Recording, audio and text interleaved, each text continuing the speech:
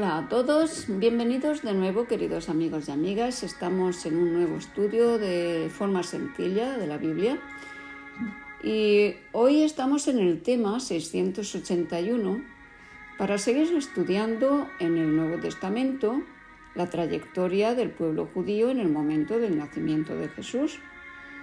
Y como cada día, pues tenemos a Francisco que nos dirige la palabra. Adelante, Francisco. En el tema que estudiamos ayer, quedamos en que Pilato fue destituido de su cargo y luego fueron gobernando en Judá varios procuradores. Hubo un momento en que el rey Herodes Agripa intervino con un discurso ante los judíos. Recordó al pueblo que no tendrían aliados terrenales que lo ayudaran si se sublevaban, y que aún Dios parecía estar del lado de los romanos, pues de lo contrario no podrían haber fundado un imperio tan grande.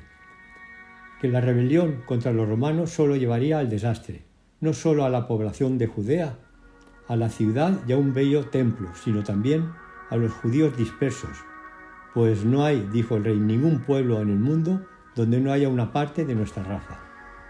La guerra judío-romana duró desde el año 66 hasta el 73 después de Cristo.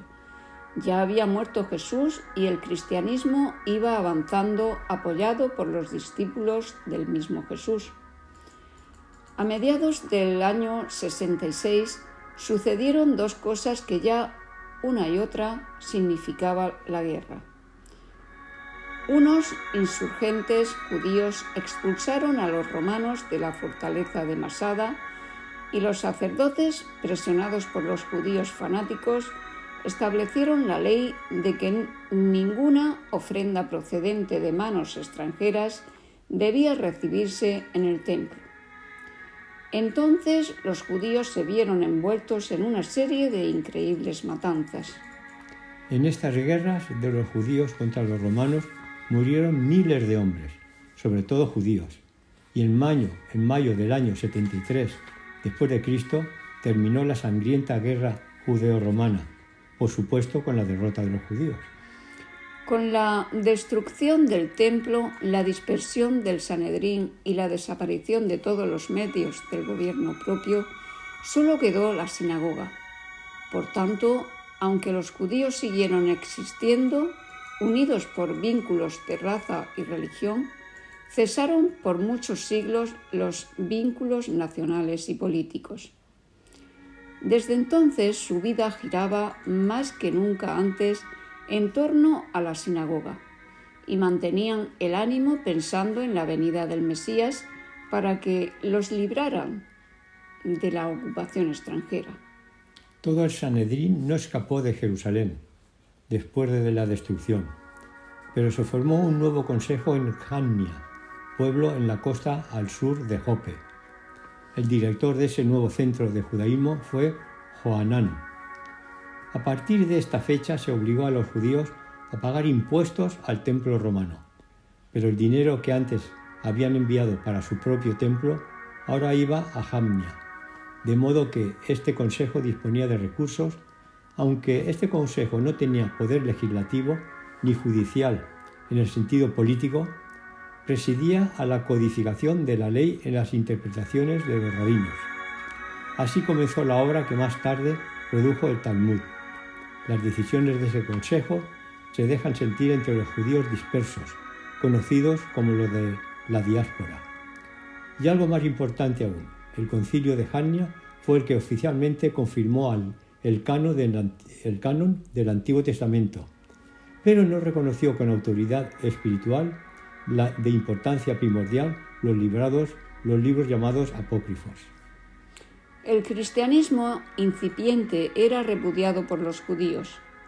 Los romanos reconocían oficialmente la religión judía, pero cuando los judíos rechazaron el cristianismo, este quedó sin reconocimiento legal.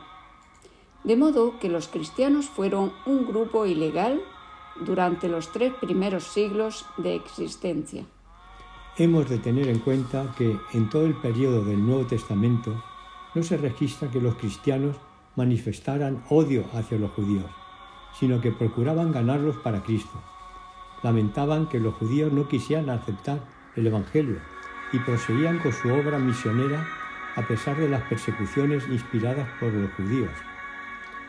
Es cierto que Pablo habla de que los judíos estaban haciendo, pero no se registran que los cristianos los odiaran, si bien ese odio pronto se hizo sentir.